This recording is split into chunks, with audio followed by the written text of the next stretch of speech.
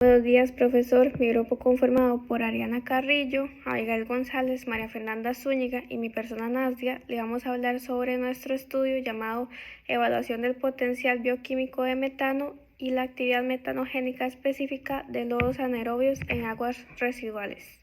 A continuación se encuentra el índice de todo lo que vamos a abarcar en esta presentación, en donde vamos a empezar por la introducción, luego por el objetivo, después la metodología, posteriormente los resultados y discusión, después las conclusiones, luego las contribuciones de los autores y finalmente las referencias bibliográficas. Empezando con la introducción, es importante mencionar que la gestión adecuada de las aguas residuales es esencial para proteger la salud pública de las personas, también para mantener la calidad de los ecosistemas acuáticos y garantizar la sostenibilidad de los recursos hídricos. En este caso, la UNESCO 2017 menciona que el vertido de efluentes sin tratamiento ha provocado y continúa siendo una de las mayores fuentes de contaminación del recurso hídrico, generando problemas sanitarios y también limitando el acceso al agua. Frente a este desafío, la digestión anaerobia se posiciona como una alternativa eficiente, ya que permite estabilizar la materia orgánica y también producir biogás para generar energía renovable. Un aspecto importante a recalcar es que el desempeño de los sistemas anaeróbicos depende directamente de la actividad microbiológica del lodo. En este caso, biomasas con bajas actividades metanogénicas presentan acumulaciones de ácidos grasos volátiles, descensos de pH y también pérdidas en la producción de metano, como menciona Chernycharov 2007. En este sentido, la alta carga orgánica de un cuerpo de agua podría comprometer el rendimiento del sistema si no se realizan estudios previamente de biodegradabilidad. Para abordar esta problemática, diferentes estudios han implementado ensayos de laboratorio que permiten caracterizar la capacidad del lodo para degradar compuestos orgánicos y transformarlos en metano. Uno de ellos es la actividad metanogénica específica, conocida también como AME, que es un método que cuantifica la tasa máxima de producción de metano a partir de sustratos solubles, que ha sido ampliamente utilizado para evaluar la inhibición, estimar parámetros cinéticos y clasificar la calidad del lodo anaerobio.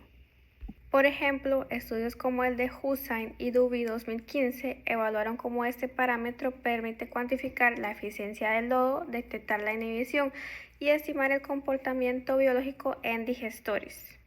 Además, Cho et al. 2005 investigaron factores que afectan directamente el AME, como la concentración de la biomasa, el tipo de sustrato y también la mezcla y las condiciones de incubación.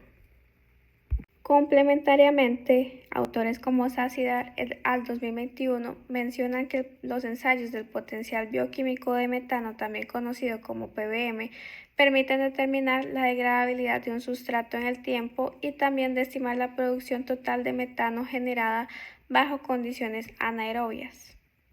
Estos mismos autores que mencioné anteriormente evaluaron el PBM de aguas residuales industriales y demostraron cómo este análisis permite estimar el rendimiento energético potencial de diferentes sustratos. Por otro lado, Alexis et al. 2015 estudiaron cómo afecta la relación sustrato-inóculo el PBM de bioresiduos industriales, encontrándose que relaciones de sustrato-inóculo altas generan acumulación de ácidos grasos volátiles y excesos de pH, generando interferencias en el metano. Por otro lado, concentraciones o relaciones de sustrato e inóculo intermedias generan digestiones estables. Con respecto al objetivo, lo que quiere llegar a discutirse es la determinación del potencial bioquímico de metano y la actividad metagenómica específica del lodo inoculado con el agua residual estudiada. Identificar factores, ya sea como las características del sustrato o las condiciones del reactor, que expliquen niveles altos o bajos de esos parámetros. Y de esa forma poder compararlos con valores reportados en estudios realizados. Para hablar de la metodología, cabe destacar que esta se dividió en dos partes, empezando por el procedimiento que se llevó a cabo en el laboratorio y finalizando por el tratamiento de datos que se obtuvo de los reactores. Con respecto al procedimiento del laboratorio, este empieza desde el momento que se toman las muestras, Estas provienen de la tercera laguna anaerobia de su salida correspondientemente de la planta de tratamiento del Tecnológico de Costa Rica.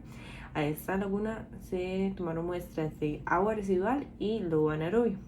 A estas sustancias se le aplicaron diferentes estudios. En el caso del lodo anaerobio se analizó los sólidos suspendidos volátiles y para la residual se analizó la de cubo. Obteniendo ya esto estudiado, se procedió a montar los reactores. Estos se dividieron en 3 grupos diferentes donde se trabajaron por duplicado para llegar a tener un total de 6 reactores. Para el primer grupo, iba a aportar nada más agua residual, lodo y bicarbonato. Para el segundo, se iba a contar con nutrientes de BO, ácidos grasos volátiles, bicarbonato y lodo. Y para el tercer grupo, considerado más como los blancos, estos solo iban a hallar agua pura, bicarbonato y lodo. Ya teniendo estos reactores listos, se procedía con lo siguiente, como ya para establecerlos en un lugar. Primero se llenaron Erlenmeyers con NaOH. Estos específicamente se iban a conectar con los reactores para que esto absorbiera el dióxido de carbono producido en el biogás y que los volúmenes que se iban a obtener al final fueran únicamente de metano. Para esto, esos elementos que portaron NaOH se les colocaban su respectiva tapa y se les agregaron agujas de jeringas en la siguiente forma: una mirando hacia arriba y una hacia abajo, hacia el interior del Erlenmeyer, ¿verdad? La que quedaba expuesta al ambiente se conectaba con una vía para que así esta vía conectara con el reactor que tuviera las mezclas que hablamos anteriormente. Y como se quería obtener reactores completamente anaerobios, teníamos que procurar evitar la fuga de aire, por lo que con la ayuda de silicón caliente estos se sellaron a más no poder. Y finalmente estos se colocaron en unos tipos de soportes donde se colocaba primero el Erlenmeyer con NaOH de forma que viraba hacia abajo, y el Erlenmeyer con la mezcla se colocaba en una posición más alta. De esta forma, en el Erlenmeyer de la NaOH, donde se contaba con las 2 agujas, y la aguja que estuviera viendo hacia abajo era la que iba a botar el volumen de metano producido. Se medía colocando una probeta debajo de y se llevó un estudio de esas medidas a aproximadamente de 40 días. Con respecto al tratamiento de datos, estos se dieron en 2 grupos, ¿verdad? Los que eran para la prueba AME y lo de la prueba PBM. Empezando por los de la prueba AME, primero se graficaron los volúmenes acumulados obtenidos durante todos los días con respecto al tiempo. Ya con esta gráfica hecha, se valorizó dónde se encontraba la pendiente máxima. En este caso encontramos la pendiente máxima a partir del día 35 a 42. Y luego solo se ocuparon de los datos de ECO y sólidos suspendidos volátiles que se habló al principio de la metodología y que fueron presentados por los profesores. Ya con esto se podía utilizar la ecuación que se puede ver en pantalla. Para analizarlo un poco, esto se puede ver de derecha a izquierda. Comenzando con la K respecto al tiempo, este es un factor de corrección de la de cubo, donde toma presente datos como la presión atmosférica. La K sola significa la producción de cubo en un mol de metano, R la constante de los gases y T la temperatura en la cual se trabajó. Obteniendo ya este factor de corrección, se podía proceder a calcular el volumen de metano, donde se ocupó de el dato de cubo inicial, ¿verdad? Que fue dado por el profesor, entre el factor de corrección que acabamos de calcular anteriormente. Luego, ya con estos 2 datos, se procede a calcular ya la actividad metagenómica. Ocupaba de la pendiente máxima que se encontró con la graficación, ¿verdad? Luego ocupamos del volumen de CH4, el dato que obtuvimos anteriormente, y por último M mayúscula, que significa la cantidad de masa en los sólidos suspendidos volátiles. Ya pasando a la prueba de PBM, cabe destacar que el dato final de PBM se tuvo que corregir con el dato de los blancos. También se utilizaron datos de DQO inicial y final para así obtener la DQO removida. Y en la fórmula era más sencilla, donde los mililitros de CH4 producidos, ¿verdad?, es el volumen que se midió.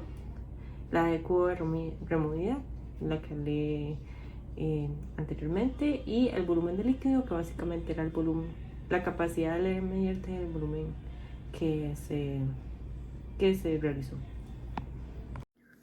Ok, ahora voy a explicar los resultados obtenidos y la discusión sobre la actividad metanogénica específica. Bueno, primero que todo, al graficar todos los datos, pudimos observar que hay una fase inicial lenta que es de adaptación, por decirlo así. Por esta razón decidimos solamente graficar un tramo que va desde los 35 a los 42 días, y este tramo lo escogimos porque en este se encuentra la pendiente máxima, que dio un valor de 3.341 mililitros de metano por día. Como dije anteriormente, se graficó este tramo porque representa la actividad máxima del lodo. Con esta pendiente pudimos calcular el AMI, y el AMI dio un valor de 0.097 gramos de DQO entre gramos de sólidos suspendidos volátiles por día. Este resultado significa que el lodo tiene una actividad metanogénica de baja a moderada, que es exactamente lo que se espera en un sistema de lagunas de estabilización. Y vamos a ver por qué. Bueno, para entenderlo un poco mejor, el AME lo que mide es la actividad metabólica del lodo y no la del agua. Por esta razón, aunque se haya añadido el agua de la laguna número 3, esta no aporta casi nada a la actividad metanogénica. Lo que aporta son los sustratos añadidos, que en nuestro caso los sustratos añadidos son ácidos grasos volátiles, que estos ácidos grasos volátiles aseguran que no haya limitación de carbono y que se mida al 100% la actividad metanogénica del lodo. Entonces, si lo comparamos con estudios realizados, encontramos una tesis que es de Araya en 2016 de la UNA, que está titulada Evaluación del potencial de producción de biogás en sistemas anaerobios de estabilización de Costa Rica, que este estudio básicamente evalúa cuánto biogás puede producir diferentes sistemas anaerobios de tratamiento de aguas residuales en Costa Rica, especialmente de lagunas de estabilización y de digestores simples. En este estudio se analiza lo que es la calidad del lodo, la carga orgánica disponible, el potencial metanogénico, que es el que nos interesa, y las condiciones ambientales del país. En este se concluye que las lagunas anaerobias tropicales tienen una baja productividad metanogénica, con valores típicos de AME de entre 0.05 y 0.12 gramos de DQO entre gramos de sólidos suspendidos volátiles por día, y esto debido a las cargas bajas y a la mezcla limitada. Entonces, con esto podemos confirmar que el valor que nosotros obtuvimos es típico para lagunas domésticas en Costa Rica. En otro estudio por Corsac y Moreno del 2006 titulado Evaluation of Anaerobic Sludge Activity in Wastewater Treatment Plants in Nicaragua, que trata básicamente de la evaluación de la actividad metanogénica en lodos de varias plantas de tratamiento domésticas en Nicaragua, incluyendo lagunas, tanques INHOF y sistemas anaerobios básicos. Entonces se encuentran que los sistemas de baja carga, como las lagunas, presentan AME entre 0.08 y 0.15, mientras que los sistemas sépticos tienen valores cercanos a 0.09 gramos de DQO entre gramos de sólidos suspendidos volátiles por día. Entonces los autores concluyen que las lagunas tropicales presentan actividad metanogénica baja debido a la baja disponibilidad de sustrato y limitada por la adaptación del lodo. Entonces, con estos resultados podemos asegurar que nuestros valores van alineados totalmente con lo observados en sistemas centroamericanos. Y por último, en una tesis realizada por un estudiante de la UCR de Molina en 2013, titulada Potencial metanogénico de lodos anaerobios en tratamientos de aguas residuales industriales. En esta tesis lo que se estudia es el potencial de producción de metano en lodos anaerobios provenientes de aguas residuales industriales. Se realizan ensayos de PBM y de AME para comparar diferentes tipos industriales y encuentran que la AME es de 0.15 a 0.25 gramos de EQO entre gramos de sólidos suspendidos volátiles por día, que esto es significativamente mayor al que nosotros obtuvimos. Y esto debido a que los lodos industriales son más concentrados y tienen más biomasa activa y también están mejor adaptados a la degradación anaerobia. Entonces, esto sirve como contraste con el AME que nosotros obtuvimos, ya que es muchísimo menor, lo cual es normal porque el lodo de nosotros es de una laguna doméstica y no industrial. Entonces, en conjunto, estos estudios muestran que nuestro valor de AME es totalmente consistente con lo que se espera en un sistema de lagunas. También confirma que la biomasa tiene una actividad metanogénica baja moderada, características de un sistema de tratamiento extensivo con baja carga orgánica. Con respecto a los resultados obtenidos de la prueba de PBM, se obtuvo 0,02 metros cúbicos de metano por kilogramo de DQO, lo que corresponde a aproximadamente un 6% del rendimiento teórico, de acuerdo con datos de Filler y colaboradores, ya que ellos reportan un valor teórico para el cálculo de PBM de 0,35 metros cúbicos de metano por kilogramo de materia orgánica.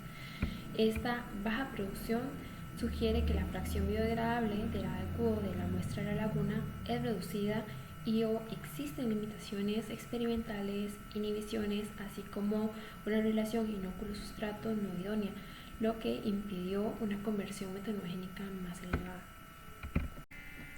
De acuerdo con la literatura, si bien la prueba de PBM es uno de los métodos más utilizados para determinar la cantidad de materia orgánica que podría convertirse anaeróbicamente en biogás o metano, el rendimiento de PBM puede variar de acuerdo con el método utilizado o con ciertos parámetros para una menor o mayor producción de metano, entre estos la configuración del reactor o el sustrato utilizado. En estudios anteriores, como el realizado por Alepo y colaboradores, se realizó la determinación de PBM mediante diferentes procesos de recuperación con aguas residuales. En esta investigación se obtuvo valores máximos de 0,11, 0,056 y 0,15 metros cúbicos de metano por kilogramo de materia orgánica, mostrando una mayor tasa de recuperación a aquellos lodos provenientes de un tratamiento previo con coagulación y absorción. Estos lodos mostraron tener una DQO inicial apropiada para la recuperación de bioenergía. En otras palabras, también se puede decir que lograron una concentración mayor para este proceso. También mencionan como otras alternativas para el mejoramiento de la recuperación de metano, la biofloculación. En otro estudio realizado por Cárdenas y colaboradores, se determinó el potencial bioquímico de metano de residuos de comida en codigestión anaeróbica con estiércol porcícola, esto con el fin de determinar la correcta proporción de residuos de comida y estiércol para que se pudiesen complementar las características de un sustrato con el otro para una mayor recuperación de energía. En este estudio se obtuvo un PBM de 0,072 metros cúbicos de metano por kilogramo de materia orgánica. Otro estudio realizado por Suquias y colaboradores con biomasa algal cosechada de una laguna facultativa en codigestión con lodo de una depuradora, se obtuvieron resultados de PBM de 0,234 metros cúbicos de metano por kilogramo de materia orgánica en un ensayo de algas frescas y 0,014 metros cúbicos de metano por kilogramo de materia orgánica en un ensayo con lodo sin pretratamiento, lo cual es un valor bajo que sugiere que la materia orgánica del lodo ya había sido parcialmente digerida en la laguna. De acuerdo con estos estudios realizados, se denota que mayormente el valor de ppm va a variar de acuerdo con el sustrato, las preparaciones previas y métodos realizados. En cuanto a las conclusiones, es importante mencionar que la AME obtenida, que es de 0,097 gramos de cubo sobre gramos de sólidos suspendidos volátiles, se encuentra dentro del rango reportado para lo que son los lodos de lagunas anaerobias municipales. Esto evidencia que el inóculo presenta una actividad moderada que es típica de lodos no enriquecidos. Esto confirma que el lodo del TEC tiene una capacidad metanogénica limitada, pero acorde a su origen. Por otra parte, al compararse valores significativamente mayores reportados para lodos industriales, que va de 0,15 a 0,25, se confirma que la procedencia del lodo influye directamente sobre la AMI. Otra conclusión es que el ppm obtenido, que es de 0,02 metros cúbicos de metano entre kilogramo de cubo, fue muy inferior a los valores típicos para aguas residuales domésticas e industriales reportados en la literatura, que van de 0,05 a 0,35. Este resultado refleja principalmente la baja carga orgánica del sustrato, lo cual limita la producción de biogás independiente de la actividad del lodo. En conjunto, los resultados evidencian que tanto la calidad del lodo como las características del sustrato influyeron en la baja producción de metano, destacando la necesidad de optimizar parámetros como la relación sustrato-inóculo, la carga orgánica y el tipo de reactor para mejorar el rendimiento. Finalmente, se menciona que el diseño experimental utilizado, como por ejemplo volúmenes pequeños, también la transferencia limitada y la necesidad de corrección con el blanco, condicionan la eficiencia del sistema. Estas serían respectivamente las contribuciones de los autores. Estas serían las referencias bibliográficas de nuestro estudio. Y estas también corresponderían a otras referencias bibliográficas que utilizamos. Muchas gracias por su atención.